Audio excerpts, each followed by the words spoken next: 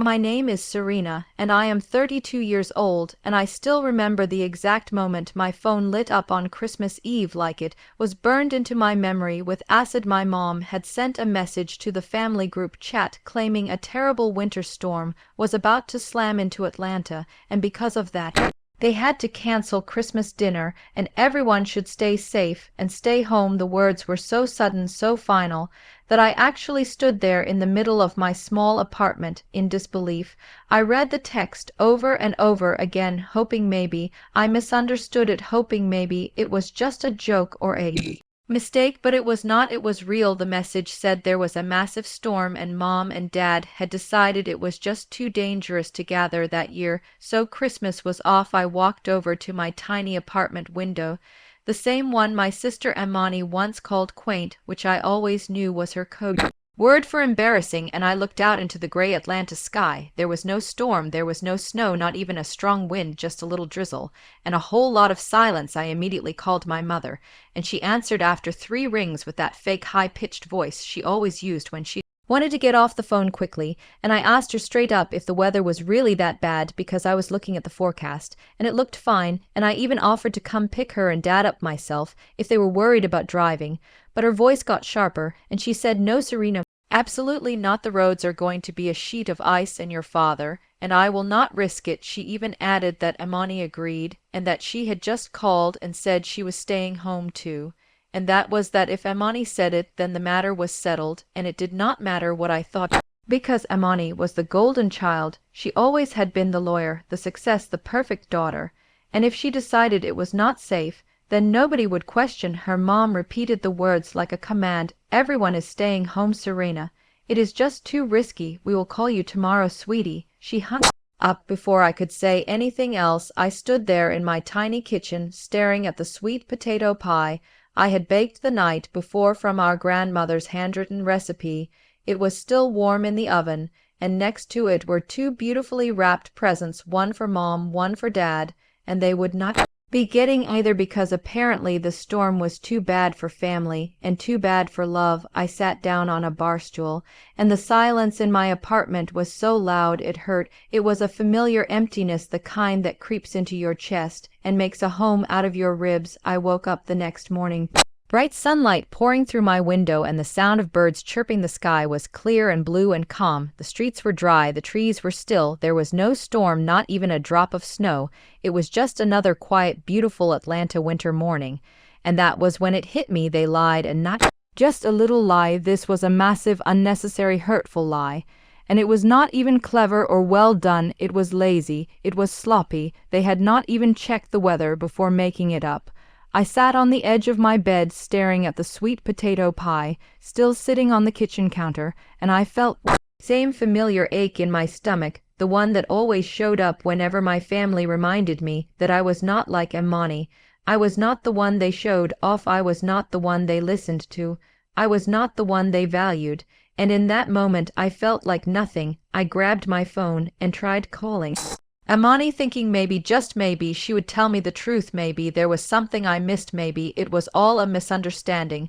But it went straight to voicemail. Her polished recorded voice played in my ear, telling me to leave a message. I did not bother. I just sat there staring at the gifts by the door and the pie that was now cold and untouched. And for some reason I still held on to hope. Maybe my parents were actually sick. Maybe they did not want to get me sick. Maybe this was all just bad timing. Maybe I could still drive over and leave the gifts on their porch just to show them I cared. I put on my coat, grabbed my keys, and stepped into my car. The 20-minute drive to their quiet neighborhood was filled with this strange, hopeful optimism.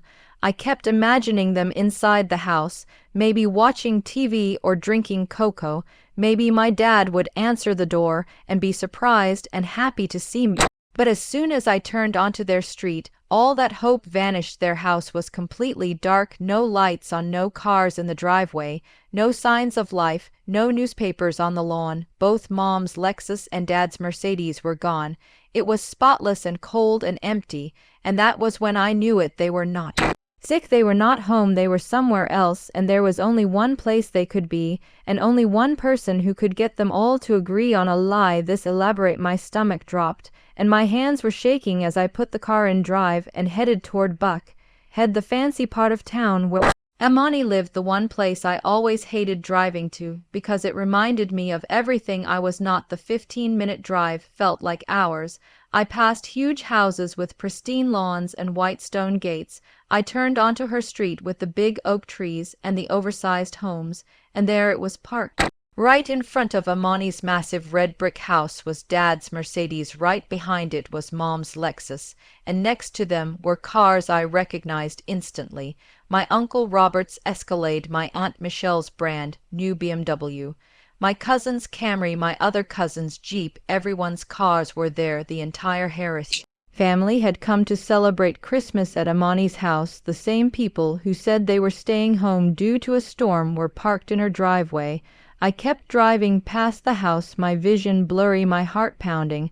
I parked around the corner out of sight and sat in my car for a full minute, unable to move, my whole body numb and cold. I finally stepped out, my legs shaking like I had run a marathon. I walked slowly through the grass, careful not to be seen like some kind of outsider or intruder. I approached the house from the side, slipping past the bushes until I reached the large dining room window. Music floated out, soft Christmas jazz. I could hear laughter, voices, clinking glasses. And then I heard a deep booming laugh that I recognized instantly. It was my father's laugh, the laugh he only used when he was truly enjoying himself. My breath caught in my throat. I crouched under the window, peeking just high enough to see, and what I saw made my chest cave. In the dining room was glowing warm with golden light.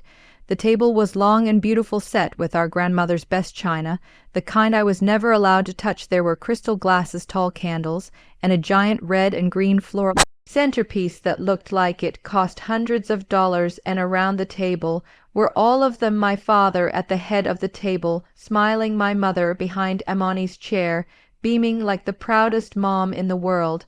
And there was Amani in a sparkling red dress, looking like she was hosting a royal gala, her husband Ryan beside her, smug as ever, his arm resting on her chair like he owned the room.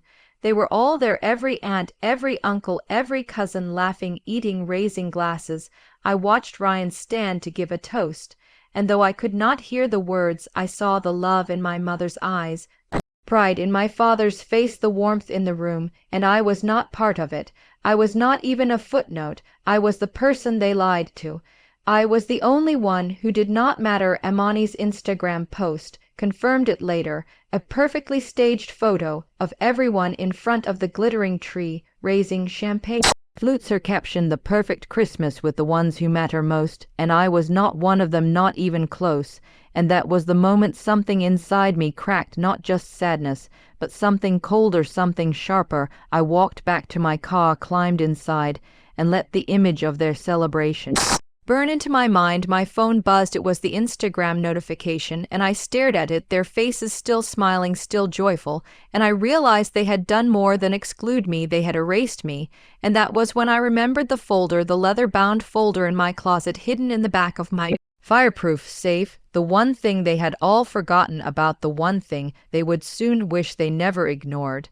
And as the rage settled into something deadly calm, I whispered to myself, "Let's see what they are really hiding."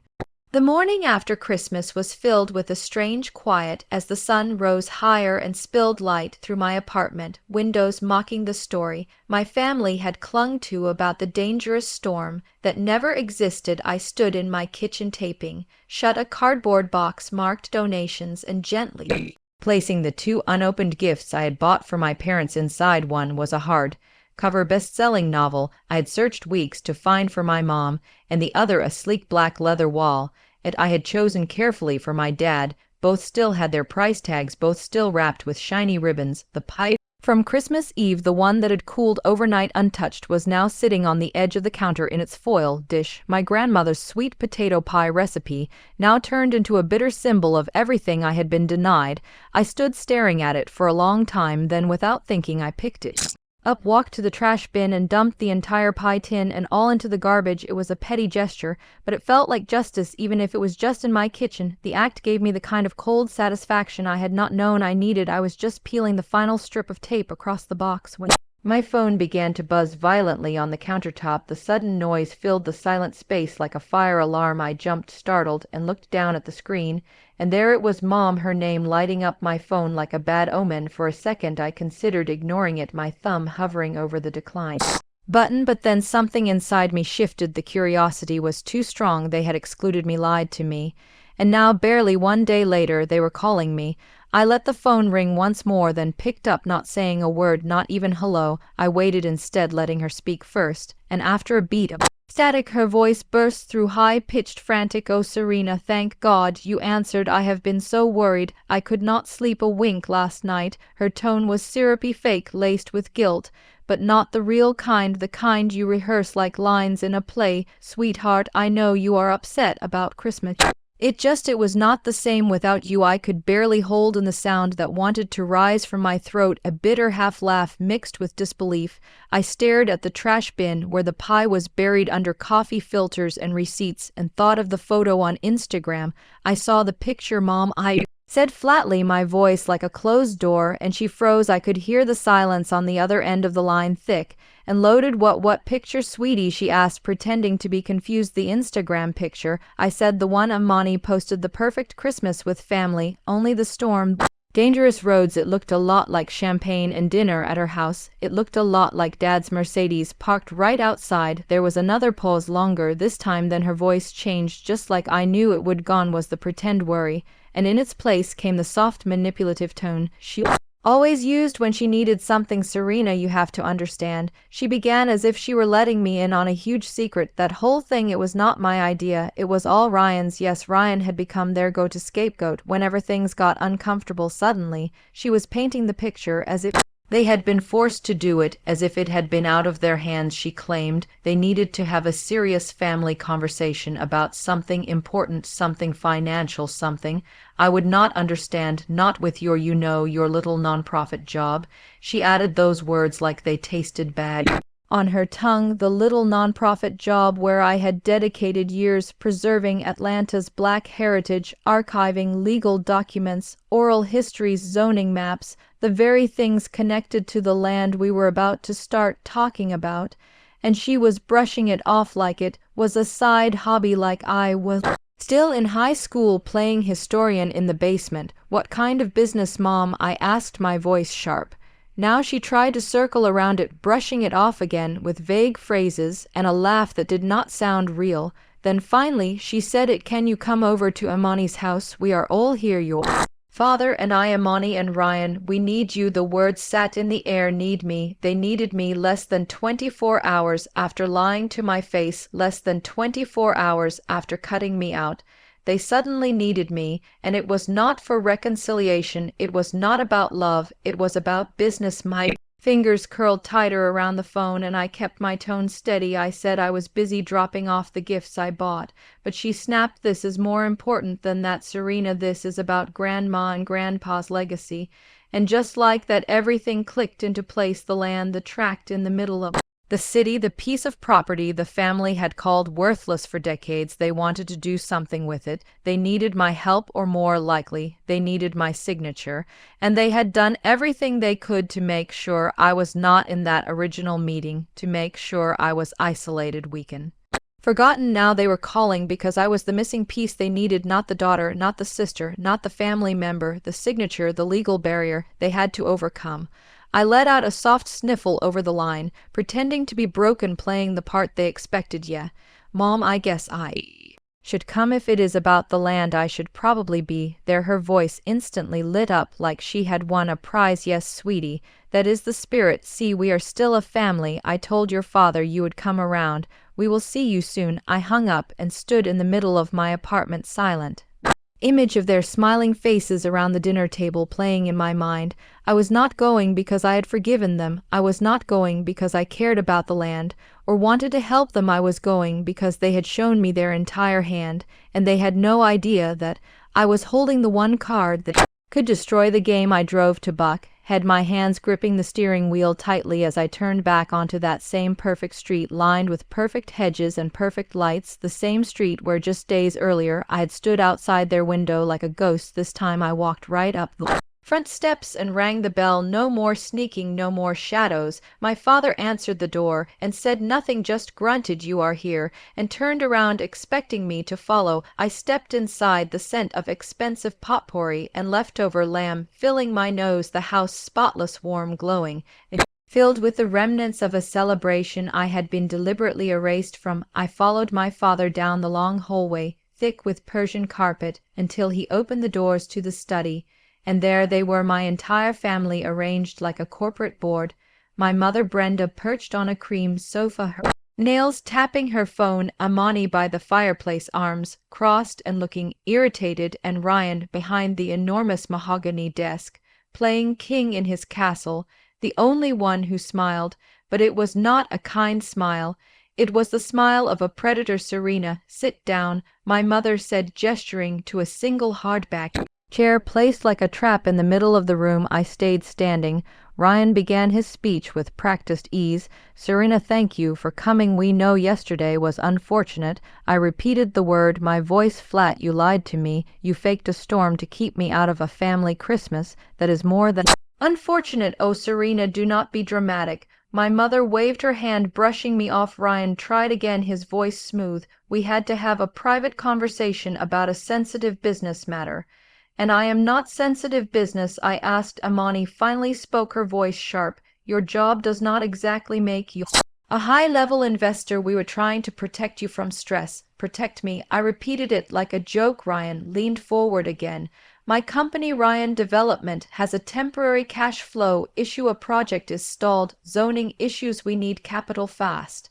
And then Brenda jumped in, her eyes wide. "We finally have a chance to secure our retirement." "Serena, this is big." "My mother-in-law," Ryan interrupted, tapping a folder on his desk. The Mercer tracked. My blood froze. That land was not just property to me.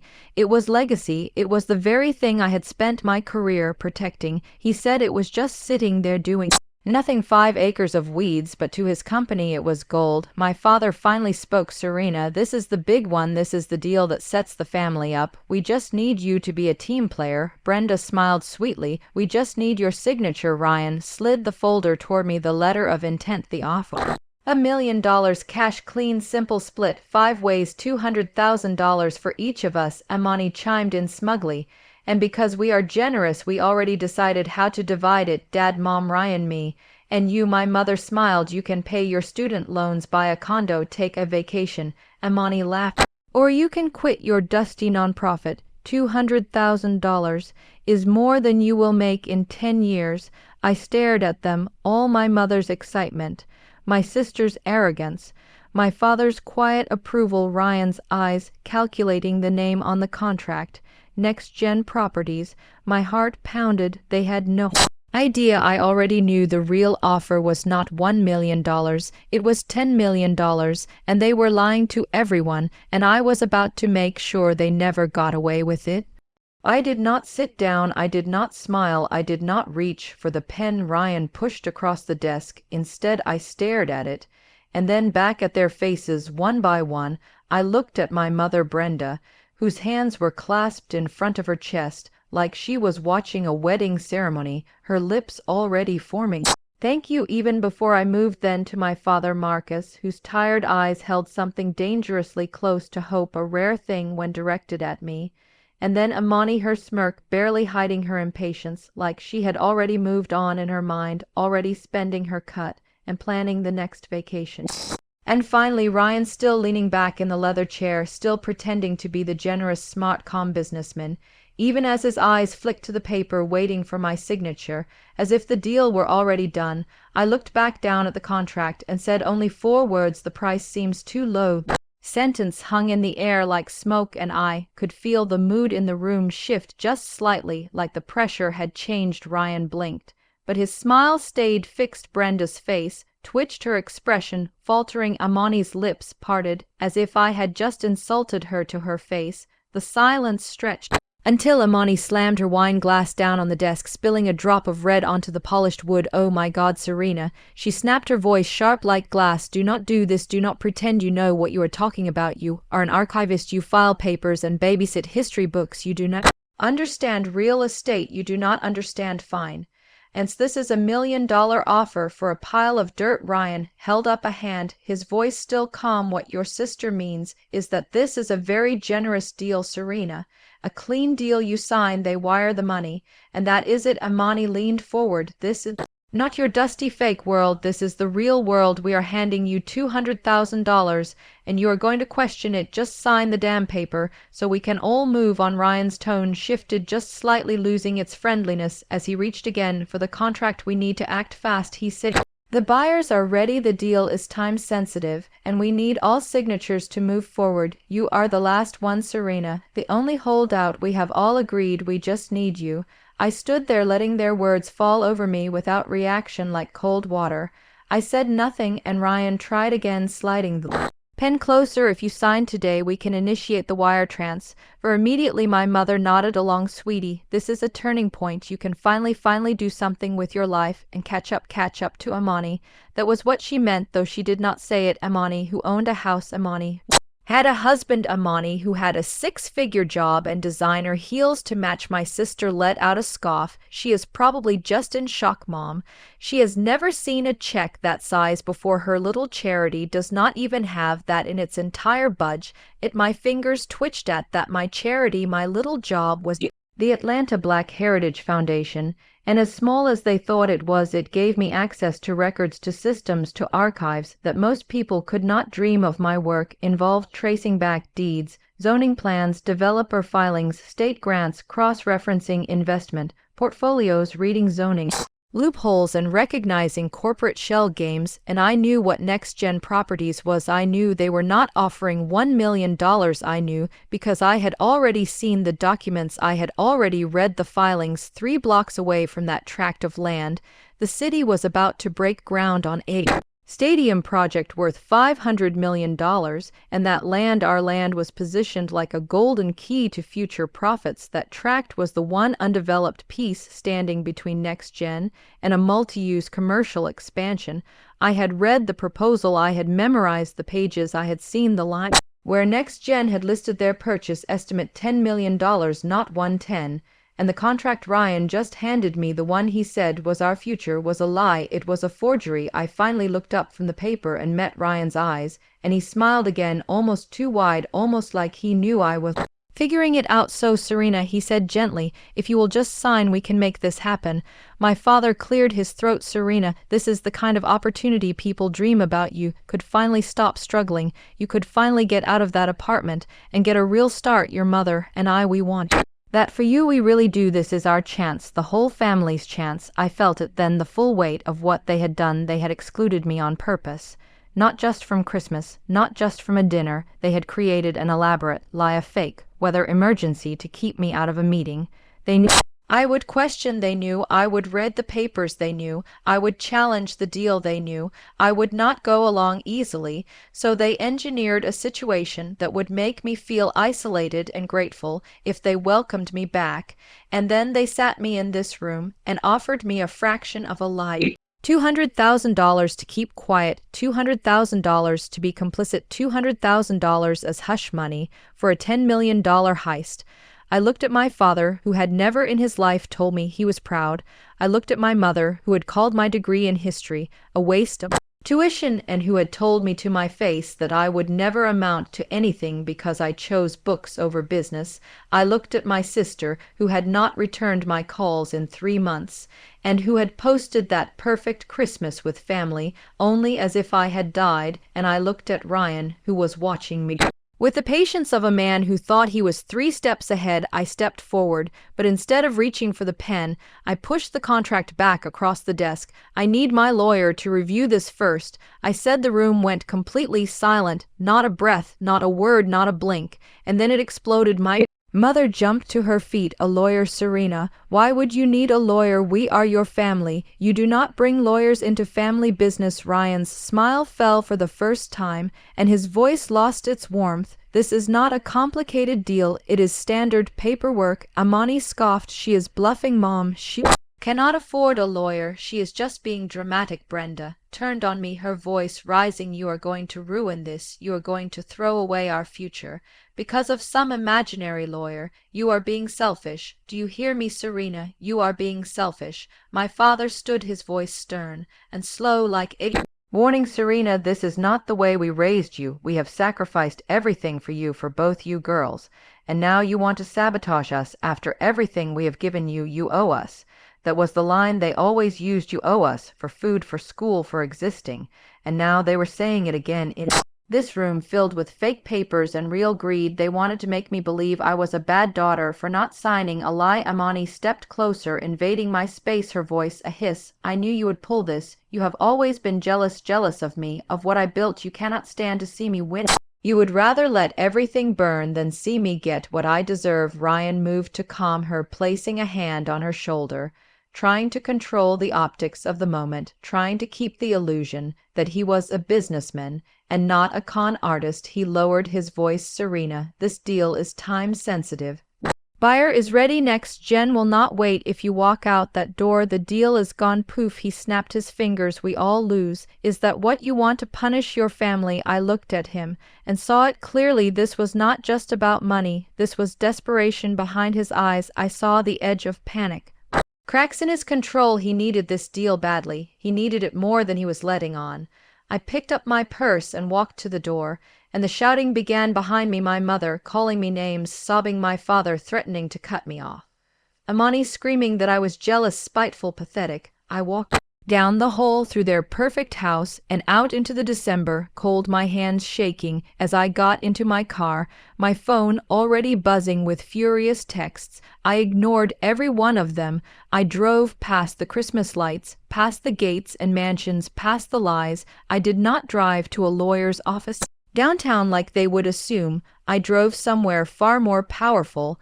I drove to my real office, the place they laughed at, the Atlanta Black Heritage Foundation.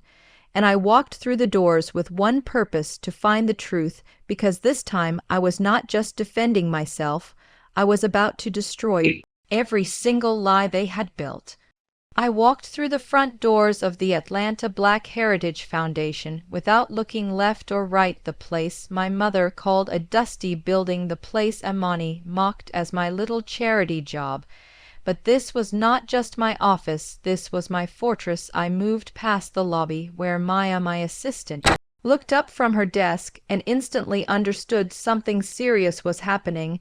I did not have to say a word. Her hand reached for the keys to the archive room, and she handed them to me silently. Do not let anyone in, I said, especially not my family. She nodded, and I walked toward the back of the building, past the glass exhibit cases, past the shelves of preserved photographs and the walls of forgotten names, until I reached the climate-controlled vault and turned the key. The door opened with a soft hiss of air pressure, and I stepped inside, surrounded by the scent of old paper, ink, and time.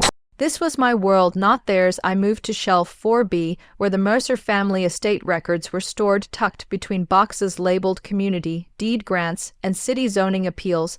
I pulled down the leather-bound container with shaking hands, the same one my grandfather had given me on his porch when I was 15 years old, the same one he had placed in my hands while my parents were inside talking about his will, the one moment where he had looked at me with clear eyes and said, "Rihanna, I am trusting you with this, not them." He had known even back then. He knew who cared about the legacy and who only cared about the land. I placed the heavy box on the table and opened the lid. The scent of old tobacco and cedar rose out like a ghost. Inside, beneath his army medals and faded photographs, was the original will, notarized and signed, the paper thick cream stock with deep blue signatures pressed into the fibers, the words typed on an old typewriter machine. I had memorized every line, but I still read them again out loud, my voice steady and low. The real property, known as the Mercer Tract, having been purchased with funds from community uplift, shall never be sold in whole or in part to any private commercial entity for the purpose of private profit. I stopped, my breath catching. I read it again slower. Shall never be sold to any private commercial entity. And then the next line said, tract is to be held in perpetual trust to be used only for purposes that directly serve and enhance the Black community of Atlanta, be it for education, historical preservation, or community gathering. This was not a suggestion, this was a legal instruction carved into his legacy and signed into law. The paper in my hand was the reason Ryan and Amani had forged a new will. This clause made their plan impossible. This one sentence was a locked steel door they could not open, so they had created a fake key by forging a brand new document to make it seem like the land could be sold. They had removed the no-sale clause, they had inserted their names as equal heirs, and they had erased mine. They had committed felony-level fraud, and I held the proof. I flipped to the next section, the designation of trustee and executive. I expected to see my father's name, maybe my mother's, or perhaps Amani's, but what I read stopped my heart. In the event of my passing, I hereby appoint my granddaughter Serena Elisa Harris as the sole executive and trustee of the Mercer Tract Heritage Trust, due to her proven dedication to our community's heritage, her education in historical preservation, and her spirit, which I trust to honor the legacy of our ancestors. My name written in blue ink made everything clear. I was not just a signature they needed. I was the only person in the family who had legal authority to determine what happened to that land. I was not one of the heirs. I was the executive, the sole decision maker, the only one who could authorize or block a sale, and the will clarified the position of everyone else in the family. They were beneficiaries, not owners. They were only entitled to receive an annual stipend from the trust, if and only if the trust was being used for community benefit under my leadership. They had no legal power to sell, no votes, no claim, and that was why they needed me. They knew the original will would never allow what they were planning, and they knew I would never agree to it, so they tried to remove me from the process. They created a forgery and set up a new paper trail to make it look like we were all equal and that the land could be sold for profit. They needed me to believe I was powerless, so I would not question it, and they had almost succeeded until I found the truth. I placed the original will back in the box and returned it to the archive shelf. I stepped out into my office with new purpose, sat at my desk, and turned on my computer. My fingers moved quickly, logging into the city's private planning portal, a system I had level 5 access to because of my work. I typed in next-gen properties, and my screen lit up with dozens of filings. It requests zoning waivers, construction timelines, most of them connected to the new stadium project. I scrolled until I found the one I was looking for, uploaded just 3 days ago, a file labeled Next Gen Mercer Acquisition Proposal Version 3. The internal copy not yet indexed for public viewing. I clicked it and waited. The massive PDF loaded slowly, filling the screen with legal text, financial data, and development renderings. I skipped past the opening statements, the environmental impact summaries, the architectural models. I went straight to Appendix F, financial terms. My heart pounded. I clicked the page, and there it was, a spread sheet, a simple grid of costs and expenses, and at the top, total acquisition price for Mercer Tract. My eyes scanned across to the value, $10 million, not $1 million, not $2, $10 full million in bold black letters, the amount they were willing to pay, the amount Ryan and Amani had hidden from the rest of the family. They had told everyone the deal was $1 million, split 5 ways, when in reality they were planning to keep $9 million for themselves and give out the remaining $1 million as if it was the full value. They were not just lying to me. They were lying to everyone, my mother, my father, my aunts and uncles, even the cousins. They all thought they were getting their fair share. They were being offered crumbs, while Ryan and Amani pocketed the entire loaf. I felt physically ill, but I was not finished. I opened a second database, the Georgia State Corporate Registry, and typed in Ryan Development, LLC. Dozens of results flooded my screen, and what I saw shocked me. Lien after lien lawsuits, unpaid debts, $500,000 owed to a concrete supplier, $300,000 to an architecture firm, another $200,000 to an electrical company. Ryan's company was drowning in debt, being sued by investors and contractors alike. His financial empire was built on sand, and he needed that $10 million to survive. This was not a deal, it was a lifeline. He was using our family to keep himself afloat. But I still had one question: would Amani really risk everything, her law license, her freedom, her future, just to save him? The risk seemed too great, the consequences severe, and that was when I decided to look deeper. I searched offshore accounts looking for shell companies, hidden assets, secret trusts. And then I found it RJW Holdings Limited, registered in Georgetown, Cayman Islands, created 6 months ago, sole beneficiary Ryan J. White, no co-signers, no mention of Amani. This was not a joint account, this was not a family fund, this was Ryan's escape hatch. He was going to take the 9 million and vanish. He had even booked a one-way ticket to do by flight Emirates 226, scheduled to depart Hartsfield-Jackson on December 29th, just 2 days after I was supposed to sign the fake contract. He was planning to leave the country, let Amani take the legal fall, and disappear with every cent. He was going to leave her disbarred, disgraced, and alone. And my parents, they would be left with nothing. I leaned back in my chair, letting the full weight of it crash over me. Ryan was a predator, and he had used their love for Amani, their obsession with her success, to bait them into a trap. And they had stepped into it gladly, all while trying to destroy me. They thought I was the failure, the disappointment, the outsider. They had no idea that I was the only one in the family smart enough to uncover the truth. I looked around my office at the walls lined with historical maps, the shelves filled with bound documents, and I knew I had a choice. I could call the police, I could send everything to the fraud division and let them handle it quietly, or I could do what they never saw coming. I could make them face the truth together in public, and I could make sure everyone saw what they had done, not just Ryan, not just Amani, but my entire family who had tried to erase me. I wanted a reckoning, and I was going to make sure it was unforgettable.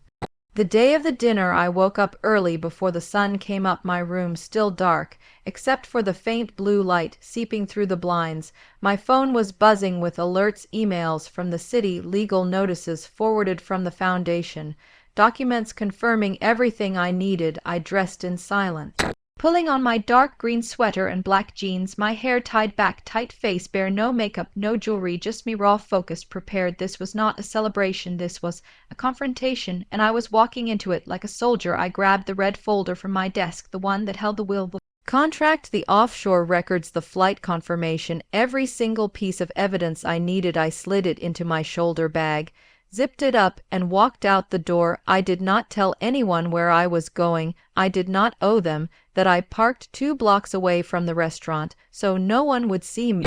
Arrived, the place was already buzzing with activity, cars being valet parked, guests stepping out, informal, where the glow of string lights and the soft sound of Christmas music filling the air. I approached the front entrance and saw the hostess glancing down her list. When she looked up at me, her eyes widened just slightly, and she stepped aside without saying a word. She knew who I was. She knew I was not supposed to be there, but she also knew not to stop me. I moved through the front hall, past the coat check, past the guests sipping wine, past the table where my family sat under a large wreath of red and gold, everyone dressed in their finest. Amani in a silver gown, my mother in emerald green, my father in his tailored navy suit, Ryan in a crisp tuxedo holding a champagne flute. They were all mid-laughter. When I stepped up to the table, the sound died instantly, and the silence spread like a shockwave around the room. "Serena," my mother said, her voice tight and high, "what are you doing here?" I looked at her, then at Amani, who stared at me like I was a stranger, then at Ryan, who still held his drink as if nothing had changed. "I was invited," I said evenly, and then I turned to my father and added, "And I came for the toast." He shifted uncomfortably, but nodded slowly, "Yes, of course, the toast." Everyone raised their glasses, except me. I did not touch mine. Instead, I reached into my bag and pulled out the red folder, placing it carefully on the table in front of me. Ryan frowned slightly. "What is that?" he asked, his voice calm, curious. "Nothing more than truth," I said. Then I opened the folder and pulled out the original will, holding it up so everyone could see. "This is the real will," I said, "the one our grandfather signed, the one you all pretended never existed." My father leaned forward, squinting. "What are you talking about, Serena? We went over this, the updated version." I cut him off. "Forged version? You mean the one you signed without reading, the one Amani drafted, the one Ryan needed to make that $10 million deal with Next Gen work?" Amani's face went pale, and Ryan stiffened, finally placing his glass down. "What deal?" my mother asked slowly. I turned to her. "The $10 million sale of the Mercer land," I said, "the one that splits $1 million among the family and funnels $9 million into a private offshore account owned solely by Ryan." I watched as the words hit her like stones. Amani opened her mouth to speak, but nothing came out. I placed the next paper on the table, a printout of the financial terms, the bank routing the account in the Caymans, the plain ticket to do. My mother stared at it in horror. My father's mouth fell open. Amani looked at Ryan, and for the first time I saw fear on her face. Ryan tried to laugh, a low, cold sound. This is ridiculous. You do not even know what you are reading. That money is part of an investment fund. I have control over it because of tax structure. And I turned to Amani. You knew about this. She blinked. What? No, of course not. And I laid out documents one by one, the signed wire transfers, the email receipts, the notarized contracts, the last will and testament with my name as the sole trustee, the original instructions never to sell the land to a commercial entity, and the clause appointing me, and only me, as the one with legal authority. My voice never rose, but it cut through every word they tried to say, and then I stepped back and said loud enough for the nearby tables to hear, this land is not for sale. This family has no right to it. I am the executor, and by law I am placing the Mercer tract into permanent community trust. No one will ever profit from our history. Not again. Gasps rose from the table behind me, whispers from aunts, cousins, even old family friends. Someone dropped a fork. My mother reached across the table, voice shaking. Serena, we did not know. I turned to her, eyes cold. Yes, you did. You knew. You just did not care. You chose them over me, and now you want to act like you were fooled. She looked away. My father buried his face in his hands. Ryan stood up suddenly, trying to grab the folder, but I pulled it back before he touched it. If you touch me, I said clearly, you will be arrested. I have already sent everything to the state attorney and the city fraud office. You are finished. Amani stood to her hands, trembling. Serena, please, we can fix this. You can have a bigger share. If you just— I cut her off. I do not want your money. I want my grandfather's name to mean something again. I want the land to remain sacred. I want the community center he built to stay standing, and I want every child who walks through that neighborhood to know it was not sold to save your fake empire. My voice cracked. But I did not stop. You called me bitter because I refused to be bought. You said I was jealous because I would not kiss you rings, but the truth is you hate that. I see you clearly. You built a lie on top of a grave, and I am here to tear it down. The restaurant had gone silent. Even the music had stopped. Someone from across the room started clapping slowly, and then others joined one by one. It was not loud, it was not dramatic, but it was enough to make Amani sit down. Ryan backed away, shaking his head. You ruined everything, he whispered. Not me. I said you did that all on your own. And with that I turned and walked out, the red folder still in my hands. The cold air hit me like a slap, but it felt clean, crisp, righteous. I had not just exposed a fraud, I had reclaimed a legacy. My grandfather's name was no longer a bargaining chip. It was a banner, and I had raised it for the whole city to see. The Mercer tract would not be another story of betrayal hidden under layers of shame. It would be a monument to resilience, a living testament to the truth. I drove straight to the courthouse that night and filed every document under emergency preservation. I registered the trust formally and logged the original will with the city clerk by morning. It was public record by noon. The mayor's office had released a statement confirming that the Mercer property would remain under historic protection, and by sundown my phone was filled with messages from every news outlet in Georgia.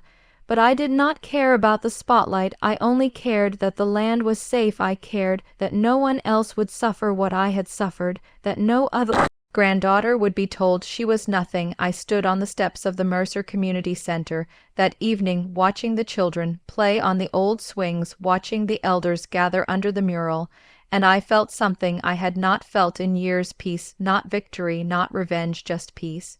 After the confrontation at the restaurant, things moved quickly. The silence from my family spoke louder than any apology. Could no one called me, no one messaged, not even to deny what had happened. The truth was out, and they were exposed. And when power is stripped from those who misuse it, they retreat, not to reflect but to regroup. I knew better than to assume it was over, because people like Ryan and Amani did not quit easily, and people like my parents, who had benefited from the illusion for too long, did not suddenly grow a conscience. The news spread fast. By the next morning, the local paper ran the headline about the Mercer land being protected. The byline praised the efforts of a brave young woman who stood against corruption. But they did not know the whole story. They did not know about the birthday messages I never got, the way I had to save up for college while my cousin took art classes in Paris, or the fact that I spent every Christmas waiting for an invitation that never came until they needed a witness signature or a scapegoat. I returned home that night exhausted but strangely calm. I made myself tea and sat on the balcony watching the stars, breathing in air that no longer felt like it belonged to someone else. I had my name back, my legacy, and the one thing no one could fake or forge. Peace. 2 days later, I received an envelope with no return address. Inside was a formal letter from the family attorney asking for a meeting to discuss unresolved matters. It was printed on thick, expensive paper, and it reeked of desperation. I tossed it aside. I had already filed every document. There was nothing left to negotiate. But the very next morning I saw a car idling outside my apartment, a black sedan with tinted windows and a driver who never got out. I watched it for over an hour until it finally drove away. It came back the next day, and the day after that, and suddenly I understood they were not just embarrassed, they were afraid. Ryan had made promises to investors about that land. He had built his image on control. Amani had published articles about her work in sustainable development, which now looked like nothing more than greenwash theft. My father had staked his retirement on the projected income, and my mother had tied her social status to the idea that we were an old money legacy family, when in truth our roots were humble, and now everyone knew it. They were all unraveling, and instead of owning their choices, they wanted to make me the problem again. I started noticing little things: my mailbox tampered with, a stranger asking about me at the cafe, someone following me at a distance when I walked through the park. I changed my locks, installed cameras, and alerted the city council. I even sent a formal complaint to the local police department. But I knew what this was. It was a warning, a subtle one, but still a message: stay quiet or face the consequences. And I would have felt fear if I had not spent my whole life being invisible to them, if I had not already survived their neglect. I reached out to a journalist friend, someone I trusted, and shared everything, not just the documents, but the history, the pattern, the years of manipulation and exclusion. We met in secret, and he promised to protect my identity, but he also said the story needed be told not as a scandal but as a reckoning. The article ran on the front page of a national investigative site. The headline was bold: "Daughter Reclaims Historic Land from Family Fraud," and the piece detailed everything from the forged documents to the silent erasure of my name from family records. It included interviews with local activists who confirmed the importance of the Mercer land and community members who remembered my grandfather fondly. It even uncovered other shady deals Ryan had been part of, including a failed condo project in Miami and a shell company tied to Amani's nonprofit. Within hours, the story went viral. Within days, city officials launched a broader inquiry, and by the end of the week, Ryan's assets were frozen pending investigation. Amani's board issued a suspension, and my father resigned from the historical council, citing personal health reasons. Suddenly, the outside my building disappeared. The lawyers stopped calling, and the silence that followed was not peaceful, it was hollow. I knew they were regrouping, but I also knew the world had finally seen them for what they were, and more importantly, they had seen me. I began receiving letters, handwritten ones, from people who lived near the Mercer tract, elders who had grown up their children, who attended the center, a woman who said my grandfather had once fixed her roof for free when she was a single mother. The stories poured in, and they grounded me, reminded me why I had fought so hard for something no one else seemed to value, because it was never about profit, it was about dignity, about truth and legacy and healing. A week later, I was asked to speak at the center. They were hosting a memorial for my grandfather, unveiling a new mural painted by local artists and funded by small donations from residents. It was the first time I stood in front of a crowd, not as a shadow of my family, but as myself. I spoke from the heart, about memory, about restoration, about choosing integrity when silence is easier.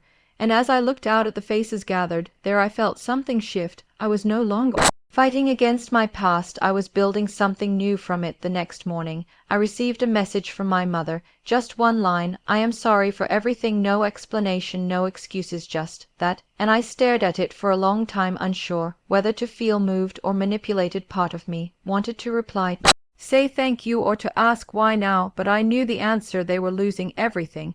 and she was trying to salvage something, even if it was just the illusion of closeness. I did not respond. Instead, I deleted the message and went back to reading through another stack of letters from the community. Real stories, people who had no agenda, who just wanted to say thank you, who remembered my grandfather for the man he was, not for the money they could make off his name.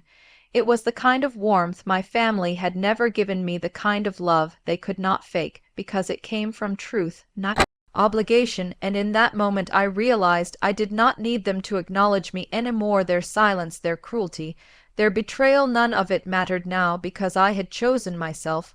I had chosen to protect what mattered, even when they tried to destroy it, and that choice had brought me back to life. The days that followed were quiet, almost too quiet, as if the storm had passed but left a strange stillness in its wake.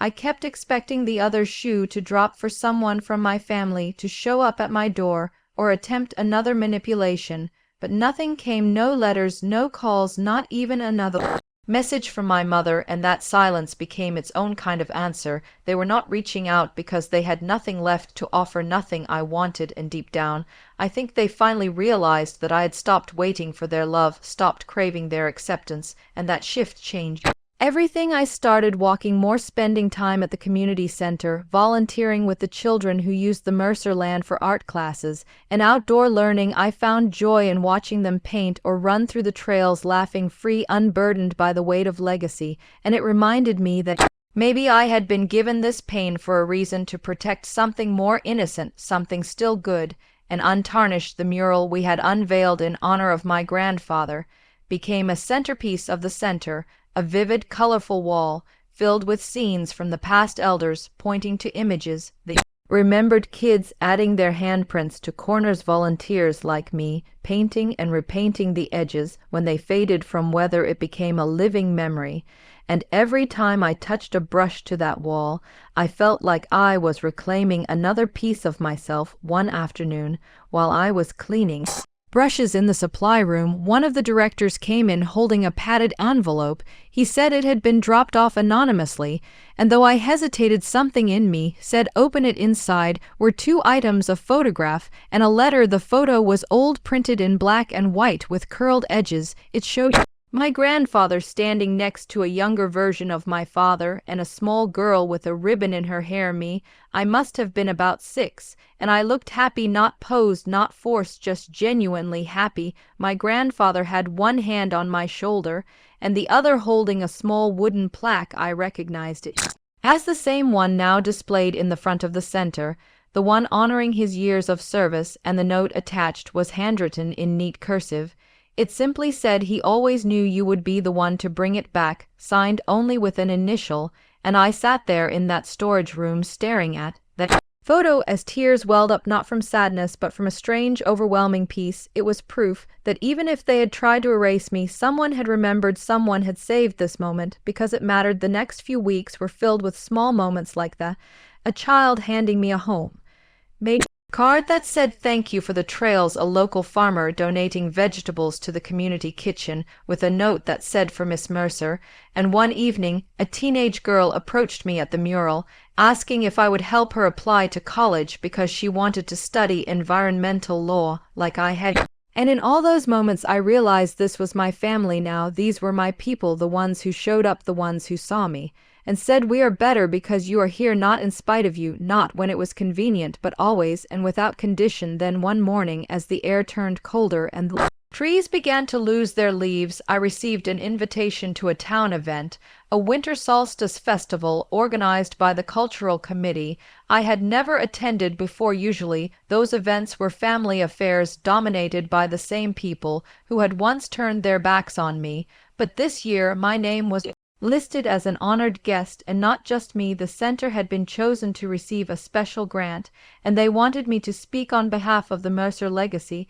I read the letter twice just to be sure, and then again because I could not believe it, but it was real, and the timing felt poetic because that same day marked exactly 1 year since the Christmas dinner that never was, the one they pretended to cancel because of weather, the lie that shattered everything. And yet here I was, still standing stronger than ever, with a microphone waiting for me and a community that believed in me when the night Of the festival arrived, the square was filled with lights, music, and the smell of hot cider. People gathered in scarves and coats, holding candles and laughing, as snow began to fall soft and gentle, not harsh like the storm they once used to cover their lie. I stood on the stage, heart pounding, as the mayor introduced me, and then stepped back, giving me space, and I looked out at the faces, some I knew, some I did not, and I thought of all the nights I spent wondering if I was enough, if I would ever be seen not as an afterthought, but as a whole person, and now here they were looking up at me with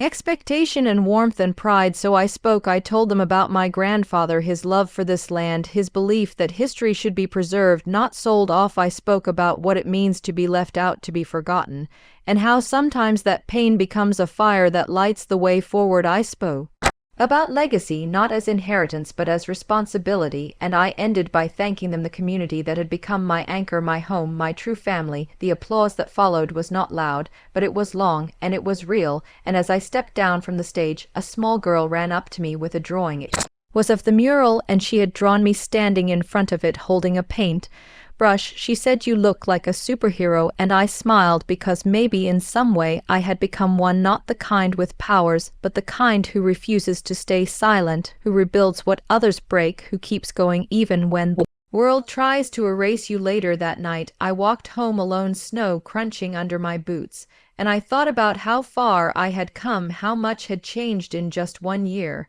And when I got home, I took the old photo, the one from the envelope, and placed it on my shelf next to the card from the child, the drawing from the girl at the festival, and I whispered thank you to no one and everyone, because healing is not loud, and closure is not always clean, but in that quiet room filled with memories that chose me, I felt whole.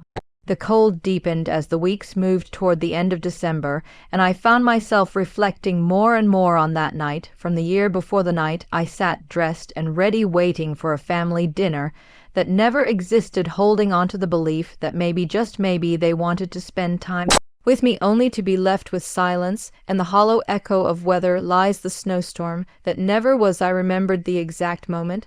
I checked my phone the first time, the exact time the message had arrived, the way my heart had lifted only to drop when I realized what it meant. And now, 1 year later, I was no longer that person waiting by the window hoping to be included. I was someone else, someone who had faced them and walked away with more than they ever offered me. My name, my strength, and my truth. The winter festival had lit a new fire in me, and even as the holidays approached, I found myself strangely at peace, though there were no plans for family dinners or long visits or wrapped gifts from relatives who barely remembered my birthday. I was okay, because this time I had made my own plans. The center was hosting a holiday gathering, not large or fancy, just neighbors bringing dishes, music playing softly, and a tree decorated with hand-painted ornaments, each one made by children from the art class. I helped run. We strung lights from the rafters, hung garlands from the beams, and laid out tables with mismatched chairs. It was not perfect, but it was warm, it was real, and when I walked into the room on that evening and heard the laughter, saw the joy, I knew I was exactly where I was meant to be. There was no pretending here, no fake excuses, no cancellations masked as concern, just people showing up for each other. One of the teachers handed me a small wrapped box, a gift from the kids, and I opened it carefully, revealing a charm bracelet made of clay beads painted in uneven colors, and a single silver heart with the word guardian etched into it. And I had to blink fast to keep the tears from falling, not from sadness, but from gratitude that these children who barely knew my story had somehow given me the most meaningful gift of all, a symbol that I mattered, that I had protected something worth saving. As the night went on, music filled the space, and I danced with the children, helped serve food, and took photos by the mural, which was now framed with lights twinkling against painted snow. And for the first time in years I did not feel like something was missing. I felt full, complete, and that feeling stayed with me as I walked home, snowflakes gathering in my scarf, my boots crunching against the sidewalk. I passed houses lit up with decorations, glowing reindeer, inflatable Santas, and windows revealing families around dinner tables. And for once I did not envy them. I did not wonder what they were saying or whether they were happier than me, because I knew now that appearances meant nothing if the love was hollow. And inside my apartment I turned on the fireplace, made hot cocoa, and sat with my favorite blanket wrapped around my shoulders. The room smelled of cinnamon and pine and peace, and I let the silence settle around me, not empty, but calm, and I thought about how far I had come in just 1 year. The woman who once waited for a text that never came was now someone others looked to, someone others trusted, and as I sipped my cocoa, I whispered a quiet promise to myself that I would never again let anyone make me feel small or forgotten. The next morning, I woke to a knock on the door, and for a moment my stomach turned, thinking maybe someone had changed their mind. Maybe they had come to apologize, but when I opened the door, it was the elderly man from the apartment down the hall, holding a tin of cookies. He said his granddaughter had told him what I had done for the Mercer land, and he wanted to say thank you. I invited him in, and we shared the cookies over coffee and stories and laughter, and I realized again that family is not about blood, it is about kindness, about presence and truth. A few days later, I received a certified letter in the mail. It was from a legal office I did not recognize, and at first I considered ignoring it, but curiosity got the better of me. I opened it slowly, heart thudding, and inside was a formal notice informing me that the family trust had been dissolved due to multiple breaches of ethical practice. The letter explained that I was no longer listed as a beneficiary because I had been removed over a decade ago, but it also stated that an anonymous donor had requested a contribution be made to the Mercer Community Center in my name, and that amount, though modest, would fund 2 full programs for the next school year. I did not need to guess who the donor was, and I did not need to respond, but I felt something shift again. Like a thread had finally been cut, a link to their control, and I was free. I took the letter to the director, and he smiled, wide eyes shining as he read it, and said, "This is going to change lives." And I thought, yes, maybe not in the way they imagined, but it would, because healing multiplies when you pour it into others. That weekend I helped paint new signs for the nature trail, clean the donation bins, and organize the pantry. I stayed late after hours listening to the sound of the wind outside while the heater hummed, and I sat under the mural with a notebook sketching ideas for spring classes. And for the first time in years, I was not counting the days to get through the holiday season. I was savoring them, each moment, each smile, each act of quiet joy. And when I left that night, I paused at the door, looking back one more time at the room that had become my sanctuary, my haven, and I whispered the space, "Thank you, not just for giving me a place to belong, but for showing me what it means to rebuild, not from spite, but from purpose, to choose light even when surrounded by shadow." And as I stepped outside into the cold, I knew the season had changed, not just on the calendar, but in me. As the year wound down and the last days of December crept slowly into the start of January, I found myself returning more and more to the quiet places that had given me peace when everything fell apart. The corners of the trail where sunlight filtered softly through the trees, the mural wall now weather-worn but still vibrant, the bench under the old pine tree where my grandfather used to sit and tell stories, all of it now felt like sacred ground, pieces of my memory that could not be rewritten or twisted by the family that once shut me out. And on the first day of the new year, I stood outside my apartment watching the snow fall, thinking about how 1 year ago I had clung to hope like it was my last lifeline, waiting for a dinner invitation, waiting for proof that I mattered, and all I got was a lie wrapped in silence. But now, a year later, I stood taller, I breathed deeper, and I did not look back with bitterness, only clarity, and that clarity kept growing because people had started to notice, not just in whispers or side glances, but in direct, kind, open ways. A reporter from the local paper asked to interview me about the revitalization of the Mercer land and the mural, and when I agreed, she arrived with a notebook and a soft smile, saying, "I want to tell the real story, the story of what happens when people choose to rebuild instead of retaliate." We sat in the community room where sunlight poured in through large windows, and I spoke not with anger, but with truth. I told her about the land, the family, the betrayal, and most of all the resilience of what came after, how the children had found healing in the art, how the community came together, how in losing a family, I found one more meaningful. When the article was published a week later, it ran with a full-page spread showing a photo of the mural with me and 2 children in front of it, and the headline read, "Reclaiming Legacy Through Art and Love."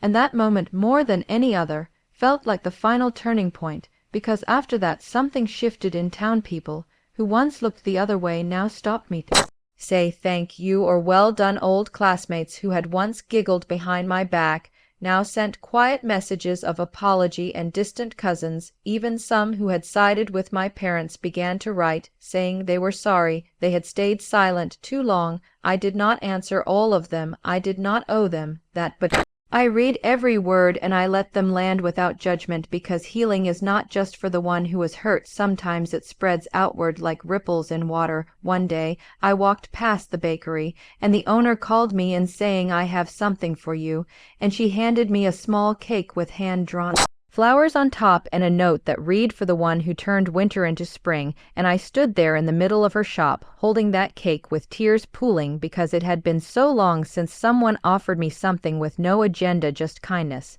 And that kindness followed me everywhere, in small gestures and soft words, of free coffee from the barista, a bouquet of wildflowers left at the mural, a classroom of kids singing my name at the end of a poetry reading. And all of it reminded me that while my family had used silence to punish me, this town used presence to lift me. And then one afternoon I received a letter with a return address I did not recognize, and when I opened it my hands trembled, because inside was a folded piece of lined paper in my sister's hand, writing. She said she had read the article and cried. She said she knew what they had done was wrong, and though she could not change the past, she hoped maybe one day we could speak again, not to fix everything, but to find peace. She signed it with her name, nothing else. And for hours I sat staring at that letter, remembering the little girl. I used to build snow forts with the teenager. I shared music with the young woman who once swore we would always protect each other, and I realized I missed her, not the version twisted by our parents' games, but the core of who she was, and maybe that piece of her still lived. And so I wrote back. I said thank you for the letter, and that I was open to a conversation when she felt ready, not to rewrite history, but to understand it. And I mailed it without expectation, just a small release into the wind, a step not backward, but toward clarity. The next week, I was invited to speak at the city library to a group of students working on community projects. They wanted to learn how to reclaim abandoned spaces, how to turn hurt into hope. And as I stood before them, I thought about how strange and beautiful life is, that 1 year ago I was invisible, and now I was a guide for others. And I told them, you do not need permission to heal, you do not need a family's blessing to belong, you just need one place, one moment, one act of love to build from. And they nodded, some took notes, some just stared wide-eyed. And after it ended, a girl came up to me and said, "I used to think no one saw me, but now I think maybe I can be seen." And that broke something inside me in the best way. Later that night I stood by the mural, lights glowing softly, and I remembered the first brushstroke, how scared I had been, how unsure, how lonely. But now that wall was filled with stories, with laughter, with history, and with color, and it had become my mirror, my memory, my monument to survival. And I placed my hand against it and whispered thank you, because it held everything I could not say out loud. And as the wind picked up and snow began to fall again, I walked home with a full heart, a steady step, and a truth that no storm, not even the one crafted by family lies, could ever take from me again. The snow began to melt slowly as the days in January passed one by one, and even though the wind still carried a sharp bite, the air felt a little different, not warmer in temperature, but in tone, as if the world had acknowledged the storm I had weathered, and now offered a small truce. I continued my work at the community center and spent time planning new programs for spring: children's gardening workshops, family craft days, a mural expansion project, and every idea was met with excitement from those around me. I was not just a visitor in their lives now, I was part of the foundation, and that meant more than I could explain. I began noticing things more deeply, the way children laughed without fear, the way the elderly offered advice like small wrapped gifts, the way a thank you said with sincerity carried more weight than all the fake apologies I had received from my family. And speaking of family, I had not heard back from my sister since the letter I sent, and part of me was relieved because I had made peace with not needing their validation anymore. But part of me also wondered if maybe that silence was their final decision to never reach out again, and I accepted it because I had given my truth and walked away without bitterness. The article continued to ripple through the town, and even people who had never spoken to me before now offered warm greetings and kind words.